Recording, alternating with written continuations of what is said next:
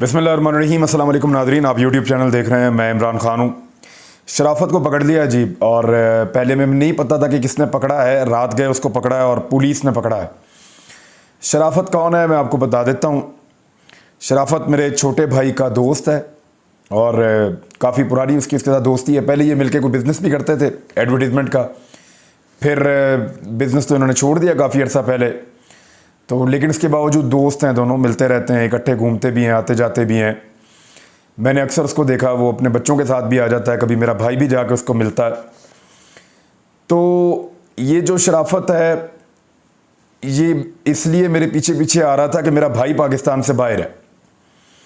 गालिबन उसी ने इसको फ़ोन किया होगा और गुज़िश्ता चंद दिनों से, जब से ये FIRs हो रही हैं, जब से ये छापे वापे पड़ रहे हैं और इस तरह की सूरत हाल पैदा हो रही है, तो ये मेरे घर में इसने डेरा लगाया हुआ है। ये बार बार आ जाता है। इनकी फैक्ट्री भी है, कारोबार भी है, तो पैसा वैसा है, तो इसके पास सिक्योरिटी भी है थोड़ी सी। तो ये शायद मेरे भाई से इसकी बात हुई है, क्योंकि इसने मुझे ऐसे कुछ नहीं कहा। इसने कहा जी आप मुझे अपना छोटा भाई समझें, मुझे आने दें। मैंने एक दो दफ़ा इसको डांट के भी भेजा। मैंने कहा जाओ यार घर जाओ, अपना काम करो जाके। तो उसने कहा भाईजान काम चलता रहेगा और बस आप मुझे मना ना किया करें। इवन ये इस्लामाबाद तक मेरे पीछे आ गया। जहाँ मैं अदालत में जाता था वहाँ पे भी ये मेरे पीछे आ गया, और जहाँ पे मैं लाहौर में अदालत में गया वहाँ पे भी ये मेरे पीछे आया। घर पे भी जब ये पुलिस आती है तो ये सबसे पहले पहुँच जाता है, इसको पता चलता है। तो मैंने भी ट्वीट किया था जब पुलिस हथियार लेने के लिए आ रही थी कि 3 बजे मेरे घर पे कार्रवाई होगी, तो ये सबसे पहले आ गया था। और ये वहाँ वीडियो के अंदर नज़र भी आया और ये पुलिस के साथ बातचीत भी कर रहा था। उन्हें पूछ रहा था कि आप क्यों ये लेकर जा रहे हैं हथियार, तो इसके बाद सिक्योरिटी कौन करेगा इमरान खान की, तो इस तरह ये पूछ रहा था। तो ज़िद करके मेरे पीछे पीछे आ रहा था और मैंने इसको कहा था कि इसकी कॉन्सिक्वेंसेस होते हैं, और वो हुए भी। अब हुआ ये कि शराफत अपनी फैक्ट्री से निकला, रात गए कल, और जैसे ही वो मेन रोड के ऊपर आया तो उसकी गाड़ी को 4 जो पुलिस के डाले हैं उन्होंने आकर उसको घेर लिया। मुसल्लह अफराद उनमें से निकले और उन्होंने इनको रोक लिया, इसकी सिक्योरिटी को अलग कर दिया और पूछा कि जी शराफत आप में से कौन है। तो इसने बताया कि मैं हूँ।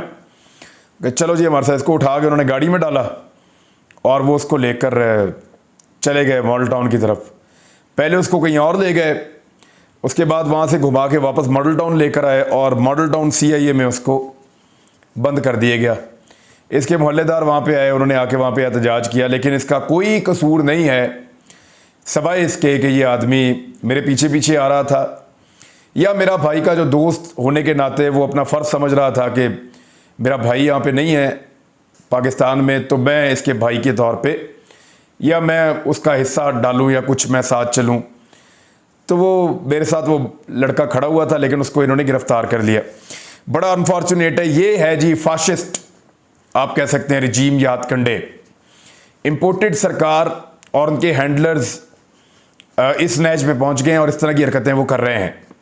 पता नहीं इसके ऊपर क्या केस बनाएंगे, क्या इसके ऊपर करेंगे, किस तरह के हालात इसके लिए पैदा करेंगे, मुझे अभी कुछ आइडिया नहीं है। लेकिन पता चल जाएगा कि कैसा मुद्दई इसके खिलाफ बनाया जाता है और क्या इसके खिलाफ किया जाता है। वो तो बेचारा सोशल मीडिया पे भी उतना एक्टिव नहीं है, और वैसे बहुत एक्टिव आदमी है, लोगों की मदद भी करता है, बेहतर आदमी है, लेकिन सोशल मीडिया पे भी वो इतना एक्टिव नहीं है। इतनी ज़्यादा उसकी भागदौड़ भी नहीं है इन चीज़ों में, ना वो कोई इतना पॉलिटिकल है। लेकिन उसको इन्होंने पकड़ लिया और पकड़ के उसको गिरफ़्तार कर लिया। हमने बड़ी कोशिश की, पुलिस कोई कोऑपरेशन नहीं कर रही थी, पहले बता ही नहीं रही थी, फिर बड़ी मुश्किलों से सोर्सेज के ज़रिए से पता चलवाया कहाँ पे है। मेरे ऊपर FIR जो हैं वो हुकूमत करवा रही है फ़ी घंटा के हिसाब से। पंजाब के शहरों में हर 1 घंटे के बाद मेरी एक नई FIR निकलती है। खुशाब में, कालाबाग में, मियांवाली में, बक्कर में, मुजफ्फरगढ़ में, लाहौर में, गुजरांवाला में, गोजरा में, फिर झंग में 2 हैं, उसके अलावा और कुछ शहर हैं। यानी 10-11 तक तो मैंने गिनी थी और उसके बाद फिर मैंने गिनना छोड़ दी। तो ये 1 दर्जन से ज़्यादा FIR अभी तक मुझे मौसूल हो चुकी हैं जो मेरे खिलाफ दर्ज की जा रही हैं। और ये सिर्फ इसलिए है कि जो बात मैं कर रहा हूँ वो मैं करने से बाद आ जाऊँ, तो वो तो मैंने बाद आना नहीं है, बात तो मैंने करनी है। और असल बात की तरफ तो अभी हम आएंगे कि इन्होंने एक नया बम फाड़ा है पाकिस्तान की कौम के ऊपर, इम्पोर्टेड सरकार ने, और ये लोग ज़बान रोकना चाहते हैं। ज़बान ऐसे नहीं रुकेगी। हमारा इख्तलाफ है, और इख्तलाफ इस बात के ऊपर है कि पाकिस्तान में जो रिजीम चेंज ऑपरेशन हुआ उसके नतीजे में पाकिस्तान में एक इंपोर्टेड सरकार को लाकर मुसल्लत किया गया। उस इंपोर्टेड सरकार ने पाकिस्तानियों का जीना हराम कर दिया है। पाकिस्तानियों के लिए महंगाई का एक तूफान है, जिंदगी उनकी अजीरन हो गई है, चादर और चार दीवारी का तकद्दुस पामाल किया जा रहा है, लोग परेशान हैं, गुर्बत से तंग हैं और ख़ुदकुशियाँ करने के बारे में लोग सोच रहे हैं। यहाँ तक सूरत हाल पहुँच गई है। मुझे एक दो वीडियोस ऐसी मौसूल हुई हैं कि मैं उनको आपको दिखा भी नहीं सकता। मुझे इतना दुख हुआ कि लोगों की इस वक्त क्या हालत कर दी है इस इंपोर्टेड रजीम ने। अभी इन्होंने पेट्रोल का एक बम मारा है, ये बहुत बड़ा बम इन्होंने पेट्रोल का मारा है। और लेकिन एक चीज़ मैं आपको बताऊं, पहले तो इन्होंने मेरे हथियार ले लिए थे ना, तो अब इन्होंने एक नया लेटर जारी किया, ये आप देख भी लें। इस लेटर के मुताबिक मेरे पास एक बुलेट प्रूफ गाड़ी थी जो मुझे पाकिस्तान की इंटेलिजेंस एजेंसीज ने मुझे बार बार कहा था कि आपकी जान को ख़तरा है। इवन ISI के लोगों ने कहा था you have to be very careful. तो फिर मैंने ये NOC के लिए अप्लाई किया था। ये जब NOC अप्लाई होता है तो इसमें वजारत दाखिला इस पर इंक्वायरी करता है, इस पर ISI इंक्वायरी करती है, इसके ऊपर जो है वो आपका MI वाले इंक्वायरी करते हैं, स्पेशल ब्रांच वाले करते हैं, पता नहीं कौन कौन से महकमे इसकी इंक्वायरी करते हैं। इतनी सारी इंक्वायरीज करके वो इस नतीजे पे पहुंचे थे कि इस आदमी को बुलेट प्रूफ गाड़ी की ज़रूरत है। गाड़ी फिर हमने परचेज़ की, हमें किसी आदमी ने ऑक्शन में ली हुई थी, उससे मेरे को मिल गई सस्ती गाड़ी। वो गाड़ी हमने परचेज़ कर दी, लेकिन बड़ी मुश्किलों से कई महीने लगकर इतनी सारी इंक्वायरियों के बाद फिर ये मुझे वो NOC मिला था। तो अभी क्योंकि मेरे पास हथियार नहीं है तो मैं उसी गाड़ी के अंदर ट्रैवल करने की कोशिश कर रहा था, इन्हें पता चल गया तो इन्होंने अब वो गाड़ी का जो NOC है वो भी कैंसिल कर दिया है। पता नहीं बिल्कुल निहत्था करके किसके निशाने पर लाना चाहते हैं, मुझे इस बात का आइडिया नहीं है। लेकिन ये चीज़ें आपके सामने आनी चाहिए कि कल को कोई वाकया हो, कोई चीज़ हो तो आपको पता हो कि कौन कर रहा था और कैसे कर रहा था। उसके ऊपर मैंने एक वीडियो बनाई है, वो अगर ज़रूरत पड़ी खुदा न खास्ता तो आप देखेंगे। अच्छा जी, पेट्रोल का बम इंपोर्टेड सरकार ने फिर गिरा दिया है पाकिस्तानियों के ऊपर। पेट्रोल जब से ये हुकूमत आई है 3 महीने हुए हैं, यानी रोज़ाना के हिसाब से अगर आप 1 रुपया लगाएं ना या 1.25 रुपया लगाएं तो इतने पेट्रोल की कीमत बढ़ रही है।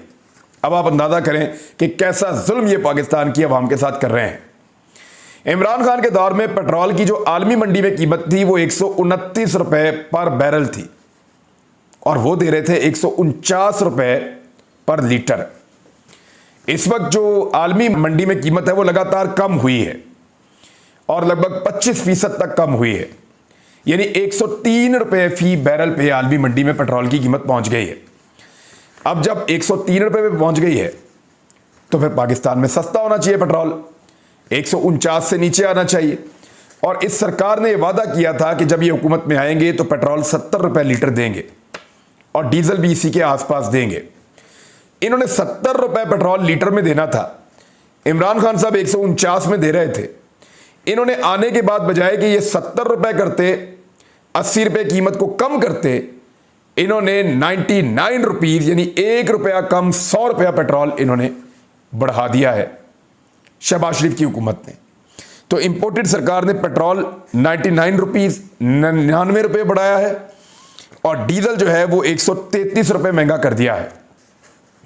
इससे एक बात तो साफ समझ आती है कि ये इंपोर्टेड सरकार ये बात बिल्कुल साफ अब जान गई है कि इन्होंने पब्लिक के पास नहीं जाना, क्योंकि जो पॉलिटिकल लोग होते हैं उन्होंने अल्टीमेटली आखिर में अवाम के सामने जाना होता है, अवाम के पास जाना होता है, अवाम को फेस करना होता है, उनसे वोट मांगने होते हैं। ऐसे जालमाना फैसले कोई सियासी हुकूमत नहीं कर सकती जिसको ये पता हो कि उन्होंने अवाम के पास वोटों के लिए जाना है।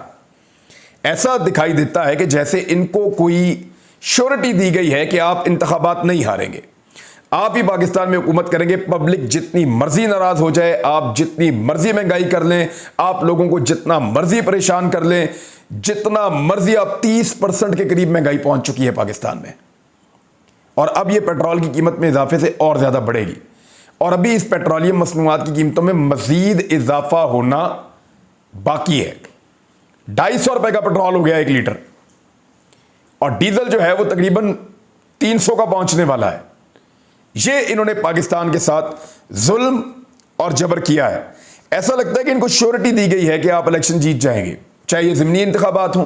वैसे ज़िमनी इंतखाबात में इन्होंने एक अजीब काम किया कि एक ऑर्डर जारी कर दिया है कि ये जो लाहौर के 4 हल्के हैं, देखिए जो देही इलाके हैं वहाँ पे तो ये धांधली करेंगे, मीडिया नहीं होता, मीडिया कम होता है, वहां पे जितनी मर्जी धांधली करो, मार धाड़ करो, लोगों को मारो, जो मर्जी करो, टप्पे लगाओ, बैलेट बॉक्स उठा के ले जाओ, कुछ भी करो आप। तो देही इलाकों में खबर बड़ी मुश्किल से निकलती है, वहां मीडिया को कंट्रोल कर सकते हैं, तादाद में थोड़ा होता है, तो वहां तो ये धांधली वांधली कर लेंगे। शहर में इनको जीतने के लिए मुश्किलात का सामना है। जो 4 सीटें लाहौर में, अब वो जो 4 सीटें लाहौर में हैं, उन सीटों के लिए बंदोबस्त किया जा रहा है। कुछ जगह पे परचेजिंग की खबरें आ रही हैं कि नून लीग के लोग जो हैं वो वोटर्स को खरीद रहे हैं, उनको पैसा दे रहे हैं। खासतौर पे 2 हलकों से आ रही हैं, 158 और 168 से, जो एक अलीम खान ने छोड़ा था और एक असद खोखर जहां से इलेक्शन लड़ रहे हैं, यहां से खबरें आ रही हैं। और इसके अलावा एक और खबर बड़ी इंपॉर्टेंट आ रही है, वो ये है कि इन चारों हलकों के अंदर लोड शेडिंग 0 कर दी गई है। अब लोग जो है लाहौर के या पंजाब के, वो ये कहते हैं कि काश हमारे इलाके का एमपी भी लूटा हो जाता, यहां पे भी इलेक्शन हो रहा होता, तो इस शदीद गर्मी के अंदर हमें बिला तातुल बिजली मिल रही होती।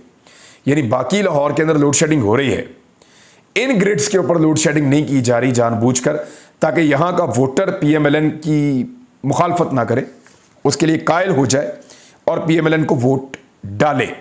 एक बहुत बड़ा फैसला जो मुतवक्के था वो आ गया है।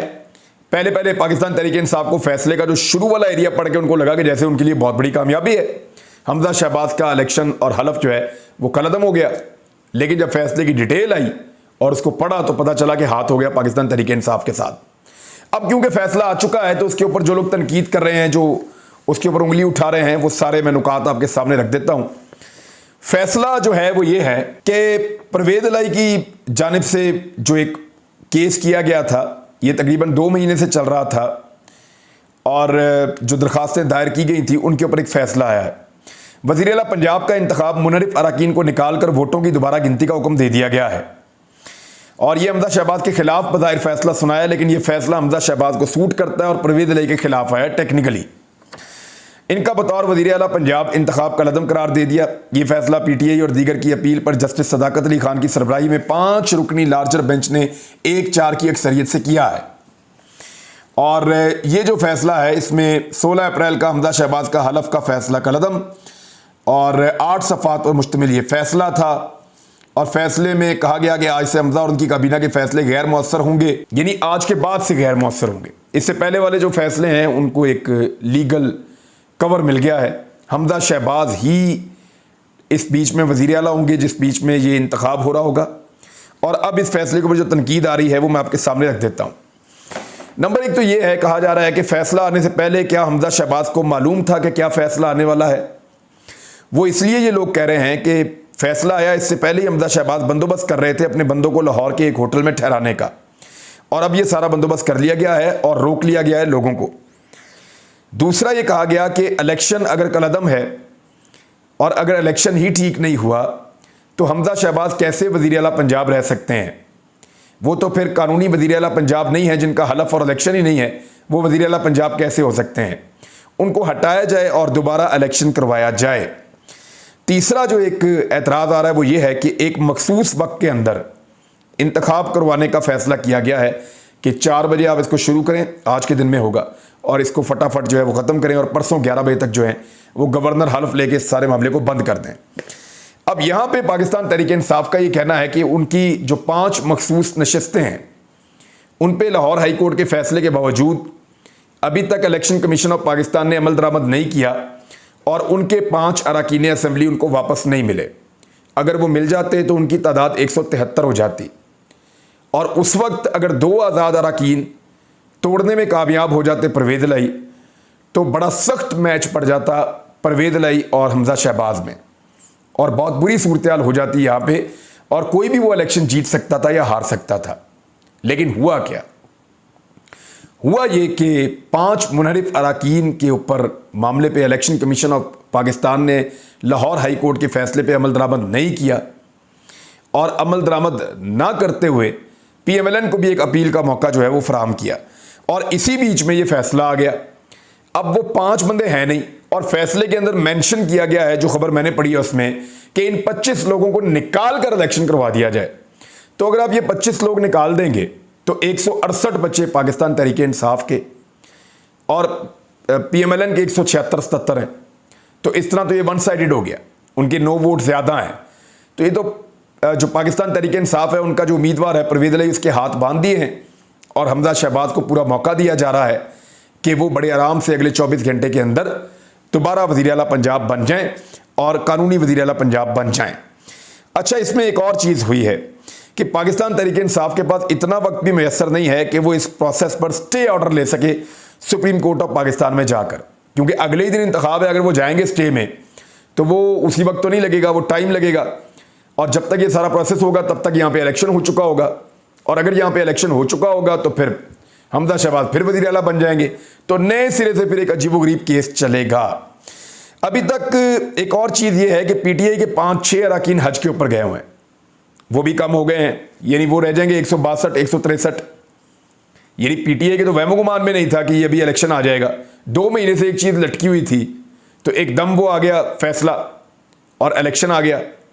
लेकिन हमजा शहबाज को आइडिया था, उनकी पार्टी के जिन 2 लोगों ने, मेरी इत्तला के मुताबिक मुबैना तौर पे मुझे बताया गया है, जिन 2 लोगों ने उनकी पार्टी के जाना था हज पे, उनको ये कहा गया है कि आपको खुसूसी परवाज पे भेज दिया जाएगा, लेकिन आप फिलहाल अभी फौरी तौर पे मूव ना करें जब तक कि हमजा शहबाज का वोटिंग नहीं हो जाता। अच्छा, अभी तक इसमें इलेक्शन कमीशन को, यानी पहले वाले जो फैसला आया जो पाकिस्तान तहरीक इंसाफ के हक में आया था कि 5 मुनरिफ अरकान इनको वापस कर दिए जाएं, उसमें बाउंड नहीं किया गया इलेक्शन कमीशन को कि आप जल्दी जल्दी करें, लेकिन ये वाले फैसले में बाउंड किया गया है कि जल्दी जल्दी ये इलेक्शन करवाया जाए। इसके ऊपर भी लोग एतराज़ कर रहे हैं। तो ये इस तरह की चीज़ें हो रही हैं। तो अगर तो ये कानून के मुताबिक जिस तरह से अदालत ने कहा है उनके फैसले के मुताबिक इलेक्शन होता है तो हमजा शहबाज साहब को दोबारा मुबारकबाद। बाप जो है वो वज़ीर आज़म पाकिस्तान होगा, वहाँ इंपोर्टेड सरकार वहाँ चलेगी और बेटा जो है यहाँ पे वज़ीर आला पंजाब दोबारा होगा। तो मैंने आपसे कहा ना कि यहाँ पे ड्यूटी बड़ी सख्त है कि ये हुकूमत ख़त्म नहीं होने देनी, क्योंकि अगर पंजाब हुकूमत ख़त्म हो जाती है तो एहतजाज का एक बहुत बड़ा सैलाब इस्लामाबाद की तरफ जाएगा जिसको रोकने वाला फिर कोई नहीं होगा। लिहाजा पंजाब हुकूमत को हर हाल में बचा कर रखना है, उसी से रजीम चेंज ऑपरेशन और उसके नताइज जो हैं वो महफूज रहेंगे, वरना फिर सारा का सारा ऑपरेशन ज़ाया हो जाएगा। तो अब तक के लिए इतना ही। अपना ख्याल रखिएगा, अपने इस चैनल का भी। अल्लाह हाफ़िज़।